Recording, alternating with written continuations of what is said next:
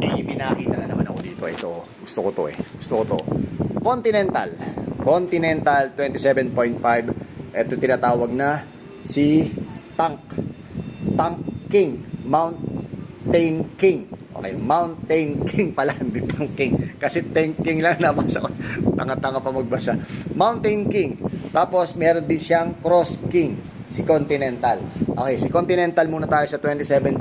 Ito yung tinatawag na si Mountain King for only 1,400. Okay, ang sukat nito is 2.3. Okay, 2.30. 27.5 by 2.30. Ang halaga nito is 1,400. Okay, at meron din silang pang 26er mga master. Baka gusto nyo yung mga pang 26er nyo i-upgrade nyo. Meron din sila dito. Ang sukat nito is 2.0. Okay, 26 by 2.0. Pass rolling to, cross country. Ito pang trail.